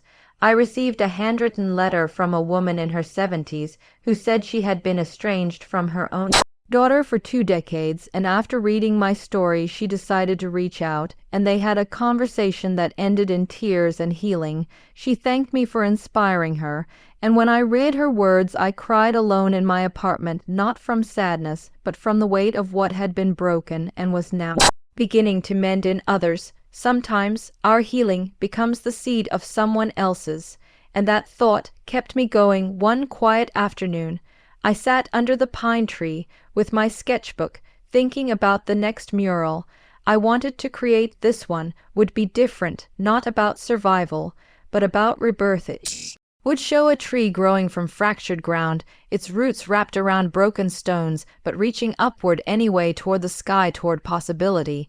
And I knew the kids would love painting it because it would be about more than just color. It would be about hope, and that is something we all needed. One evening I got a call from the director asking me to stop by his office. He had a guest waiting, and when I arrived my breath caught in my throat because sitting there was my aunt, the one who used to braid my hair when I was little, the one who used to bake cookies with me while my parents were too busy with appearances. She looked older, of course, but her eyes still held that spark, and when she saw me she stood slowly and said, "I do not expect you to forgive us," but I could not let another year pass without saying something, and I nodded, not ready to speak yet, and the director gave us space. Stepping out quietly, she told me she had read the article and realized just how deeply I had been hurt, how her silence had added to it, and she had cried for days after realizing how far we had all drifted, and she was ashamed. I let her speak without interrupting, and when she was done I said, "I appreciate the honesty, but forgiveness is not something I can hand out like a favor. It is something that grows, if there is truth behind it." And she nodded, understanding, and she said, "Then let me show you over time, and maybe one day you will believe it." And I agreed to meet her again for coffee next week, not because I needed a family tie, but because maybe in her I could find a sliver of the past that had not been poisoned by control or manipulation. Later that night, I sat alone thinking about all the versions of family I had experienced, the ones who used silence as a weapon, the ones who showed up when it mattered, and the ones I built from scratch with the people who loved without conditions. And I realized something important. Family is not about blood. It is about energy, about effort, about showing up even when it is uncomfortable, about choosing to speak when silence would be easier. Next morning I received an invitation in the mail, a formal one with heavy paper and embossed writing. It was for a gala the town was holding in honor of community leaders who had made a difference, and my name was listed among the honorees. I laughed out loud when I read it, not out of mockery, but surprise, because 1 year ago I could not have imagined anyone outside my small circle seeing me that way, and now here I was being honored for simply choosing not to give up when everything around me told me I should. The night of the event I wore a dark blue dress with silver accents, and as I stepped into the hall lined with photos of all the projects we had done, I felt a strange calm settle over me. I was no longer nervous about being seen. I was proud. And when the speaker read my name and described what I had done, I saw people clap, not because they had to, but because they wanted to. And when I gave a short speech, I kept it simple. I said, "Sometimes the hardest thing you will ever do is stand up alone. But if you keep standing, others will notice, and maybe, just maybe, they will stand beside you too." Afterward, people came up to hug me, share stories, and offer support, and somewhere in back of the room I noticed my sister standing alone, not approaching, just watching, and I met her eyes and gave a small nod, and she nodded back and then slipped out before I could speak to her. And that was okay, because healing does not always begin with conversation. Sometimes it begins with acknowledgement, and that was enough for now. When the event ended and I walked home, snow had begun to fall again, soft and steady, and I thought about how this very walk 1 year ago had ended with heartbreak and silence, and now it ended with something new, not resolution, but peace. And as I stepped inside and turned on the lights, I whispered to myself, "This is the life I built, and it is beautiful." The days that followed the gala were quiet but not empty. They were filled with a sense of rebuilding, not with hammers or bricks, but with new habits, new thoughts, and new ways of seeing the world. I found myself waking up with more clarity and purpose, not chasing after answers or apologies anymore, but simply choosing peace every morning. I began volunteering at a local shelter on Sundays, where families who had nowhere else to go shared meals together, and I found those moments more sacred than any holiday dinner I had ever sat through with my family, because there was no pretending here, no performance, no one trying to outshine the other, just people trying to survive with dignity and kindness. I met a little boy named Matteo, who reminded me of my younger self. He was quiet at first, always clutching a crumpled drawing of a superhero he had invented, and I would sit beside him each week. While we colored together slowly, he began to open up, telling me about his dreams of building flying machines and saving people. And I told him that his dreams were not silly, that sometimes the wildest ideas become the most important, and the way his eyes lit up reminded me that encouragement is not just a kind word, it is fuel. And as I continued to show up week after week, the staff began to rely on me more. I was asked to help train new volunteers, to organize donation drives, and each time I said yes, because giving became my language, and it spoke louder than any apology I had ever received from my own blood relatives. And one day, while organizing the winter coat donations, a woman approached me and said, "You are the one from the article, right?" And when I nodded, she hugged me and whispered, "Thank you for speaking the words I could not," and I held her tight, not needing her story to understand the depth of her pain, because I had lived it, and sometimes that was enough. Knowing you are not alone. One morning in early February, I received a call from the editor of the local paper, who said they wanted to do a follow-up piece on how the community work had grown since the article, and whether I would be open to an interview. And at first I hesitated because I did not want to become a symbol or a headline again. But then I realized the power in showing not just the pain, but the healing, so I agreed. And when the article was published, it focused less on the betrayal and more on what I had done since. And that shift felt important, because I was no longer just the girl whose family pretended to cancel Christmas. I was someone who had turned silence into service. And that identity was mine to keep, not theirs to define. Around mid-February, I got a message from my cousin Jenna. She had always been quiet one during our family gatherings, never fully siding with anyone, but also never standing up either. She wrote that she had read everything and had spent the last few weeks reflecting on her own role in the family, how she had allowed herself to go along with things she knew were wrong just to keep the peace, and that reading my truth had forced her to confront her own silence. She asked if we could meet for coffee, and I agreed, not out of obligation, but out of curiosity. And when we met, she looked nervous but sincere. She said, "I know I cannot undo the past, but I do want to understand more, and maybe support you now if you will let me." And we talked for over an hour, not just about the past, but about where we were now. And I realized that sometimes the most powerful change begins with simply saying I was wrong. Later that night, I sat by my window watching snowflakes drift under the streetlight, and I thought about how far I had come from that cold day in December, when I sat alone at the table, wondering why I was not enough. And now here I was not wondering anymore, because I had found enough in myself, in strangers, in the kindness of small acts. I decided to write a letter, not to my family, but to myself, the version of me who had cried alone, who had doubted her worth, who had almost apologized for her truth. I wrote, "Dear girl, you were always enough. You just needed to stop asking the wrong people to see it."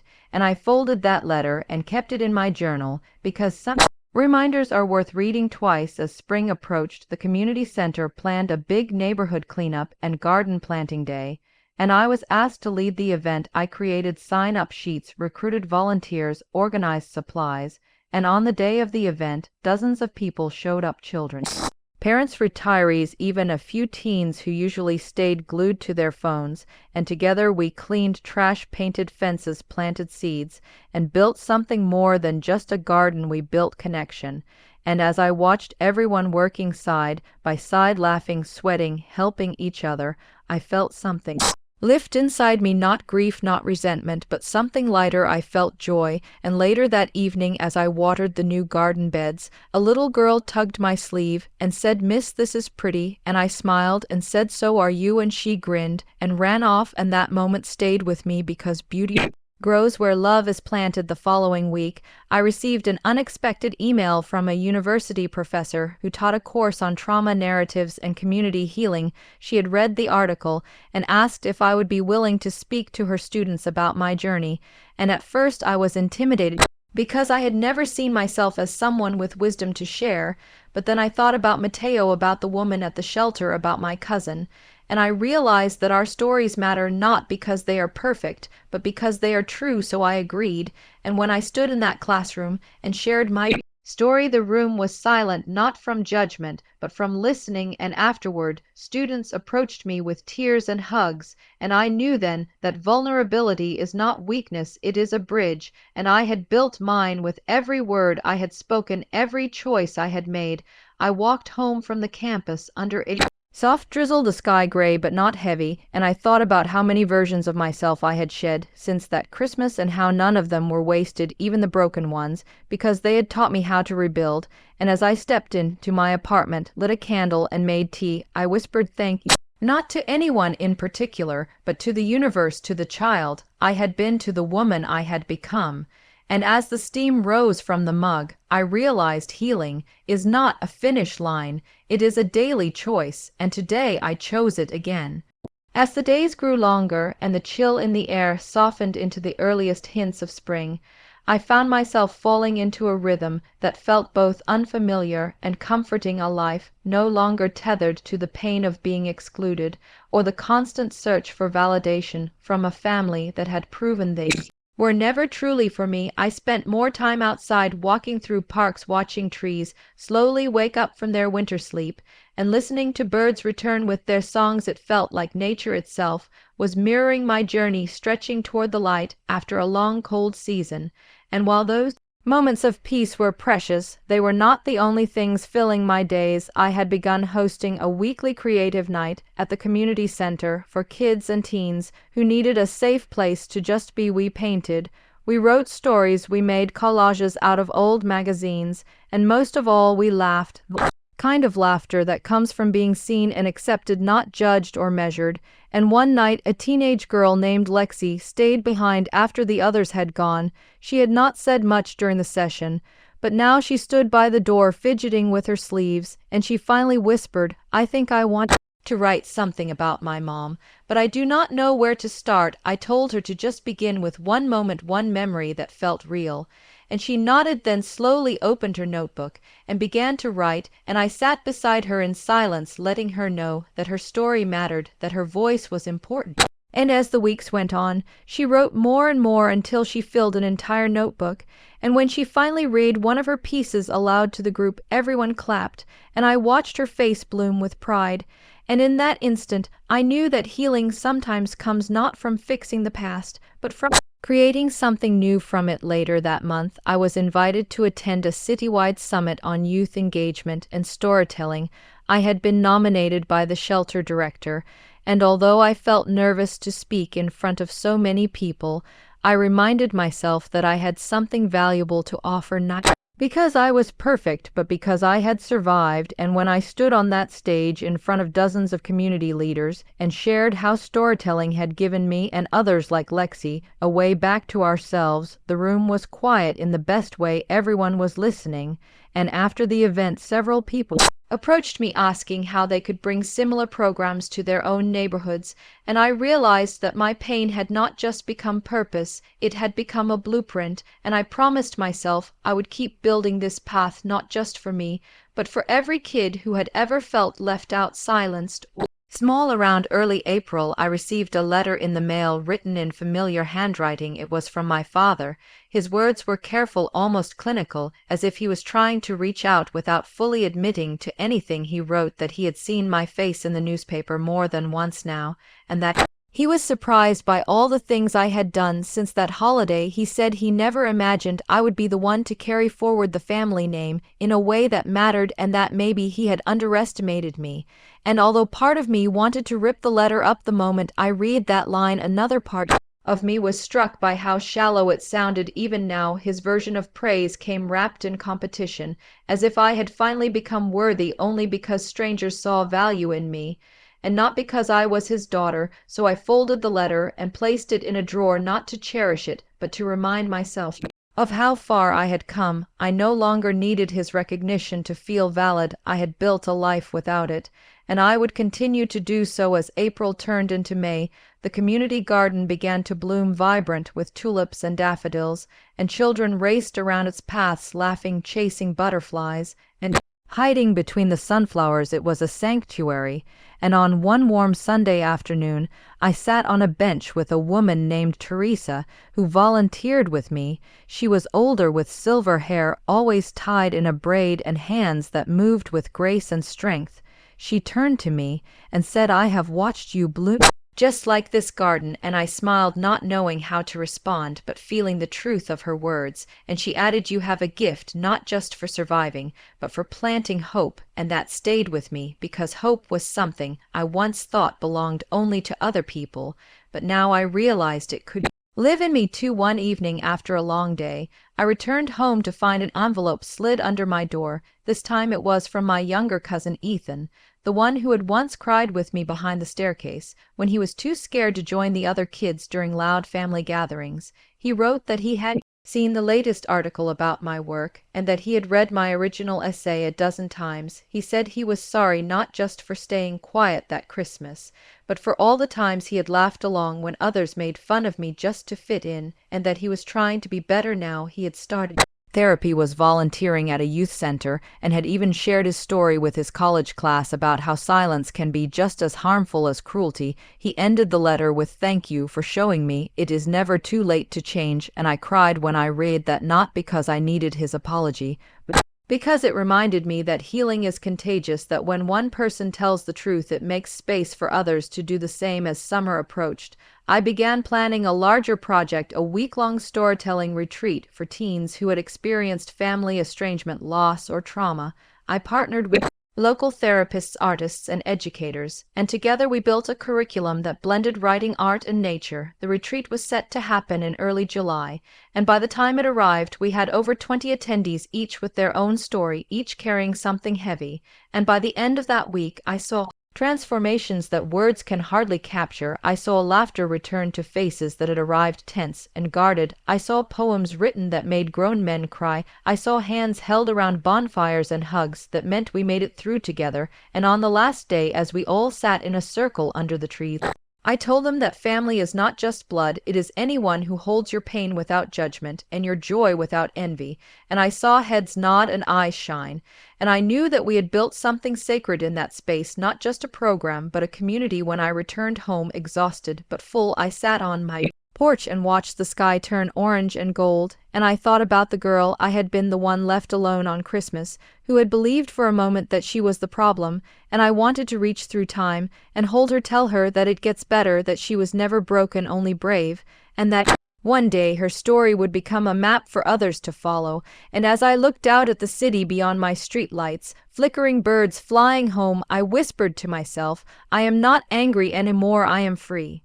As the middle of summer crept in and long golden evenings wrapped around the city like a soft blanket, I found myself drifting into quieter moments more than ever. I no longer looked over my shoulder or waited for messages that never came. Instead, I embraced a peace I never thought would belong to me. Each day had its own rhythm, whether it was a walk through the farmer's market, where I exchanged smiles with the same elderly vendor selling wild honey, or the afternoons spent reading under the oak tree near the community center, surrounded by laughter from kids playing nearby. It was a simple life, but it was mine, and every inch of it had been reclaimed from a past that once told me I did not deserve love or celebration. The retreat had ended weeks ago, but its echoes still filled my thoughts. Sometimes I would receive little handwritten notes from the attendees thanking me for listening, making space for their voices, and every time I opened one, it reminded me that healing was not a single grand moment. It was a collection of tiny, brave choices made over and over again in the face of old wounds. In mid-July, I was approached by a nonprofit that focused on building creative spaces for marginalized youth. They had heard about the work I was doing and wanted to offer me a position as a creative outreach coordinator. It would mean more resources, more reach, and a chance to build even bigger programs across the city. I was hesitant at first, unsure if stepping into something official might dilute the raw heart that drove everything I had built, but after a long night of pacing and journaling, I said yes, not because I needed the title, but because I realized that expansion did not have to mean compromise. I could still be me, just with a louder microphone and more tools to lift others. And so in early August, I began working with a team that believed in stories as tools of transformation, and together we traveled to different neighborhoods, set up pop-up storytelling booths, ran weekend art sessions in parks, and visited shelters and safe houses to show the kids there that their words mattered. And it was during one of those visits that I met a young boy named Caleb, who reminded me of my younger self, quiet, watchful, and carrying too much sadness in his small frame. He drew pictures instead of talking, and each drawing was filled with stars and oceans and small figures, standing alone at the edge of both. And when I finally sat beside him and asked if he would tell me about his favorite one, he said softly that this was where his heart went when he felt too heavy to stay, and I felt my chest tighten, not from pity, but from recognition. So I gave him a blank notebook and told him that he could fill it with as many heart places as he wanted, that this was his space and no one could take it from him. And for the next hour he drew in complete silence, his brow furrowed, his hands moving fast, and when he was done he handed me the book and said, "I think I found a new place for it." And it was a small cabin in the woods with light pouring from the windows and people sitting together inside laughing and eating. And it broke me in the most beautiful way, because I knew what it meant to dream of warmth when all you had ever known was cold as summer turned into fall. I began receiving invitations to speak at universities and conferences about the intersection of storytelling and resilience. And although standing in front of large crowds still made my palms sweat, I did it because I knew someone in that audience needed to hear it, needed to believe that surviving was not the end of the story, that it was just the beginning. And after each talk, people would come up to me, some with tears in their eyes, others with shy smiles, and say things like that was my story too, or I thought I was the only one. And every time I reminded them, you are never alone, even if it feels like it. One afternoon, after a panel discussion, a young woman approached me with shaking hands and said, "I read your essay last year when my family stopped speaking to me, and it kept me going, and now I am here and I am alive, and I am studying social work because I want to help others who feel like I did." And we hugged for a long time without words, and I realized that our stories ripple further than we can see, reaching people we may never meet and changing lives in ways we may never know. By October, I had saved up enough to finally move into a small cottage on the edge of town, surrounded by tall trees and thick ivy that crawled up the stone walls. It was quiet and filled with natural light, and every time I unlocked the door I felt like I was entering a space carved out just for me. I painted the walls in soft earth tones, filled the shelves with books and plants, and hung fairy lights across the ceiling. In the evenings I would light candles, play old records, and cook meals that filled the house with warmth and spice. Sometimes I danced barefoot across the wooden floors, just because I could, just because no one was watching and no one was judging. And on the nights when the silence felt loud, I would write, not for anyone else but for me, poems, letters to my younger self, reflections that helped stitch together the parts of me still tender from the past. One day, as I walked home from the community center, I saw a familiar car parked at the end of my street. It was my uncle, the same one who had smiled politely but said nothing when I stood alone during the Christmas that changed everything. He stepped out and gave a small wave, and I paused, unsure whether to walk past or stop. He said he had been driving around for a while thinking about whether to come and see me, and that he did not want to intrude. He just wanted to say he had been wrong, that they all had, and that he was sorry. And for a moment I stood frozen, because I had imagined this moment so many times, and now that it was here it felt surreal. I told him I appreciated the words, but that it would take time, that forgiveness was a process, not a performance, and he nodded and left without pushing.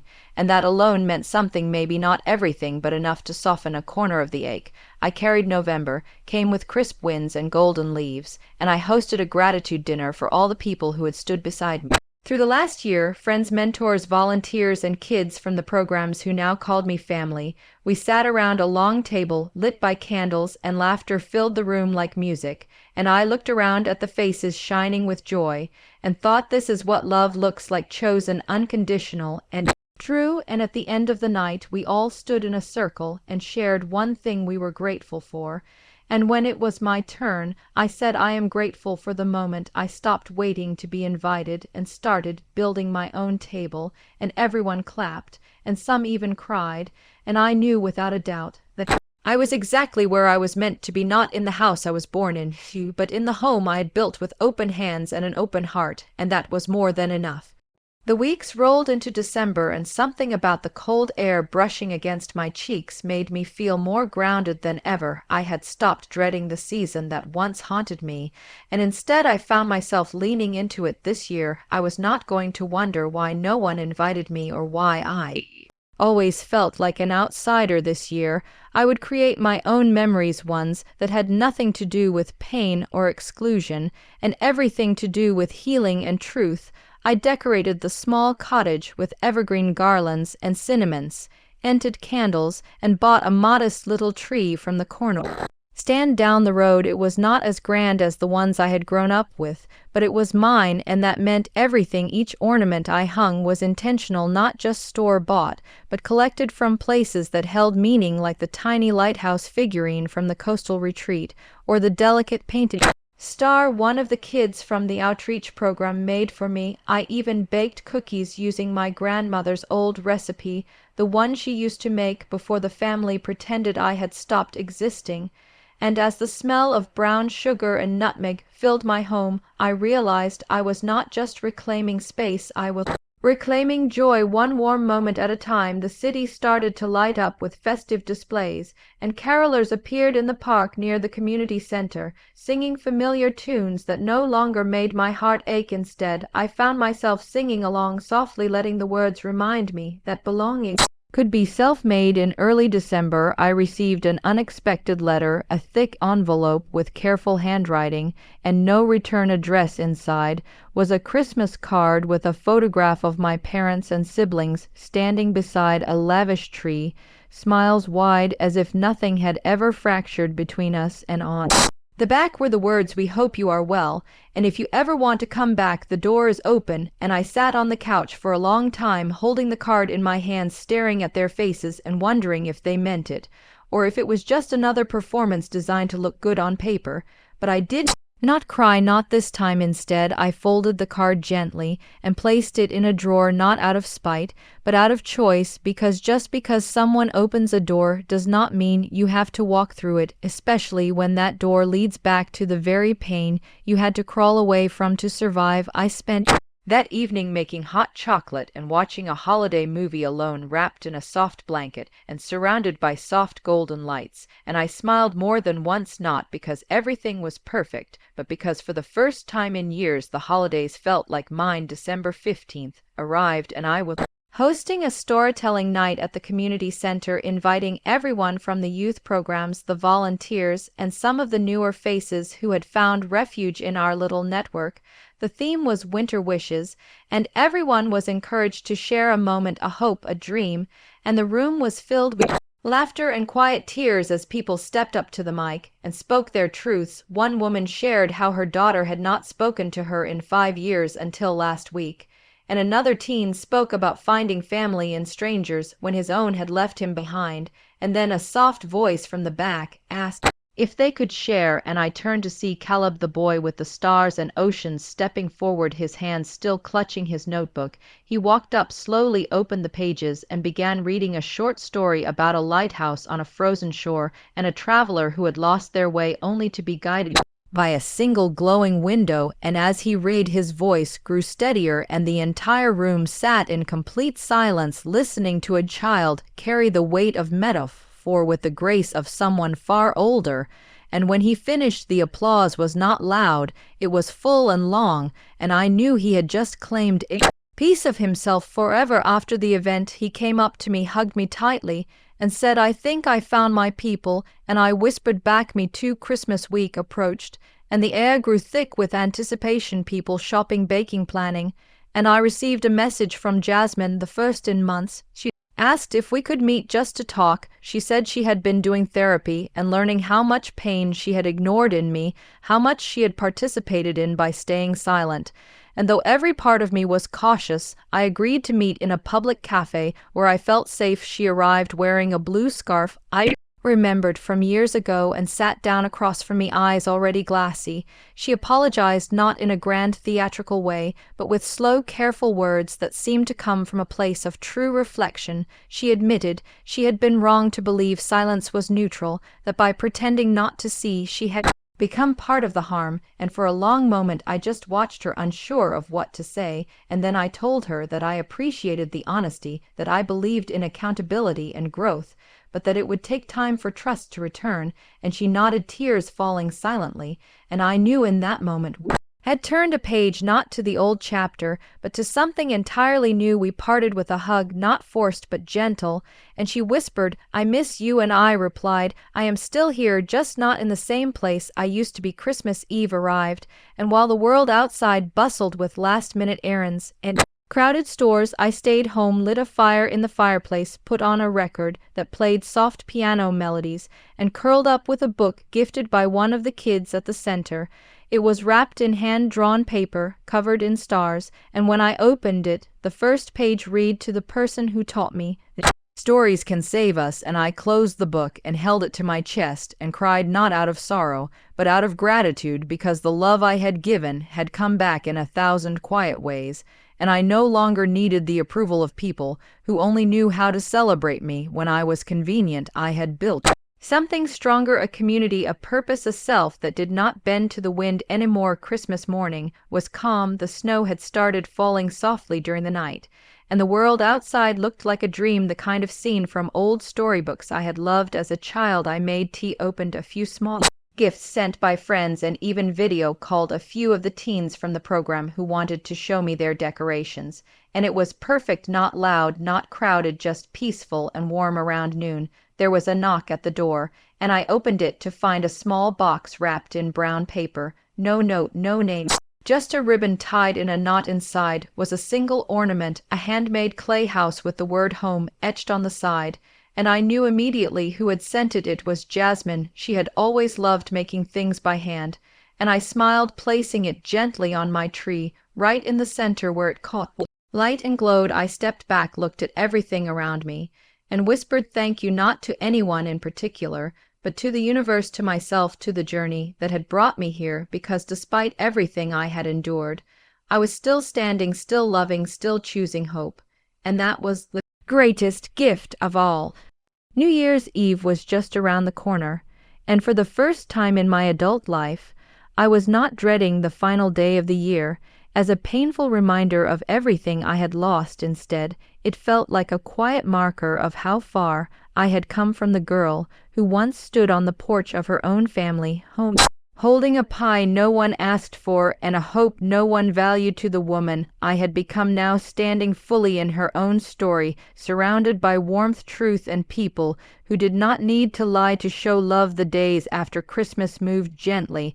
I went on long walks through the snow-covered park trails, wrapped in a thick scarf and letting the soft crunch beneath my boots calm my thoughts. The air was crisp and the trees were bare, but there was something beautiful about their honest nakedness. They were not pretending to be anything they were not, and in that I found a mirror. I too had stripped away the fake decorations of what my life was supposed to look like, and accepted the raw reality of what it truly was, and that rawness had become something holy. As I walked past the frozen lake, I spotted a group of kids skating, laughing. One girl fell, and a boy offered his hand, not to laugh, not to mock, but to help her up, and that simple act stuck with me, because that was the kind of connection I had craved, not the kind that watches you fall and walks away, but the kind that offers you a hand and maybe even falls with you, just so you do not have to be down alone.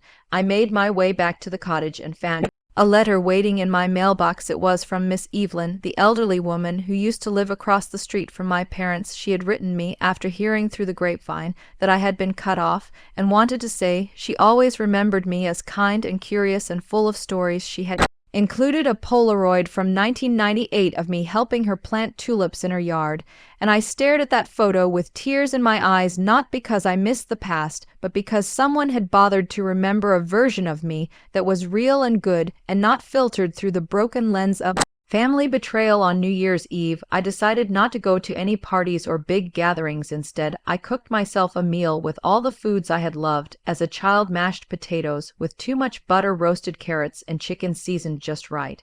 And I played music, danced in my socks, and even pulled out the old board games I used to play alone. I played both sides, laughed when I lost, and cheered when I won. I lit a single candle at midnight and whispered goodbye to all the versions of me that had been forced to shrink just to fit into other people's expectations, and I welcomed a new version, one that took up space loudly, even if her voice still sometimes shook. A few days later, I got a call from Caleb's foster mom. She said he had a big surprise and wanted to share it with me. He had been selected to participate in a regional storytelling competition, and the piece he submitted was the one he had read at our winter event, the one about the lighthouse and the traveler, and she said he had insisted that if he won, he would dedicate the trophy to the woman who helped him find his voice. I barely held back my tears and promised to be there in the front row when he performed again, and I was.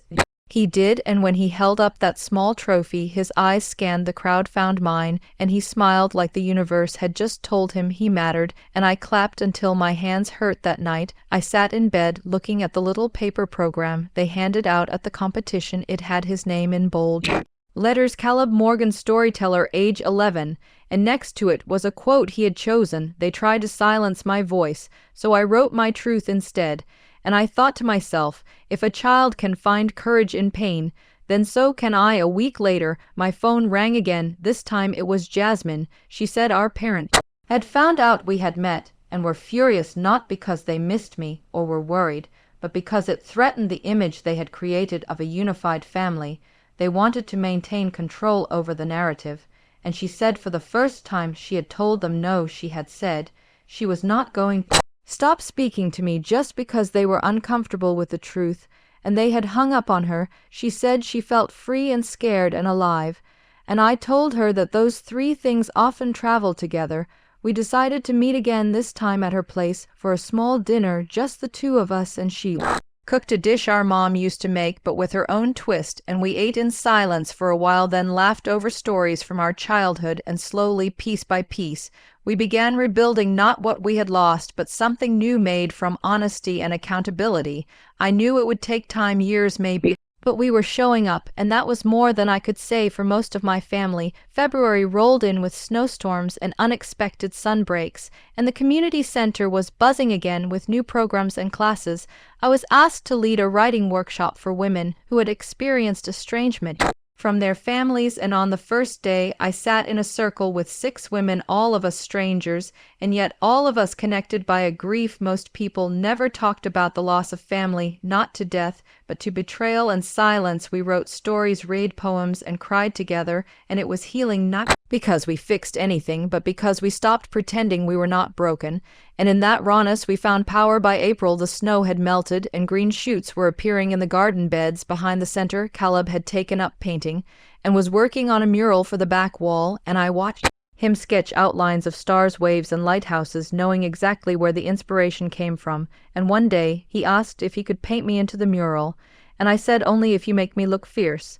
And he laughed and said, I already planned to give you a sword. I smiled and knew he had already given me something far more powerful than any weapon. He had given me a reflection of strength I had not always seen in myself. In May, I received a wedding invitation, not from my family, of course, but from one of the volunteers I had grown close with. She said I had become like a sister to her, and she wanted me there not out of obligation but out of love, and I cried when I opened it, not because of the event itself, but because it was proof that family could be chosen, grown, and nurtured outside of bloodlines. I attended the wedding, wore a green dress that shimmered in the light, and danced until my feet hurt, surrounded by people who knew my name, my heart, and my story. By the time summer rolled around, I had fully transformed the little cottage into a home, every corner filled with warmth, books, laughter, and the quiet hum of peace. I started writing again, not just for workshops, but for myself. Story Poems, letters to the girl I used to be, and one morning I sat on the porch, coffee in hand, notebook open, and realized I had not thought about that Christmas lie in weeks, the fake, whether warning, the silent dinner, the cruel erasure. It no longer held power over me. It was a chapter I had closed, not with bitterness, but with truth. And that was the greatest revenge, not yelling, not proving, not begging to be seen, but choosing to live so fully and authentically that their absence became irrelevant. The story they tried to bury had become the roots of my becoming, and from those roots I had grown something beautiful. Outro. This story is not just about revenge, it is about truth, pain, and rising stronger than before. If this hit your heart, then you know what to do. Like the video, drop your thoughts in the comments, and subscribe for more real stories that burn like fire. Until next time, stay sharp, stay loud, stay rebel.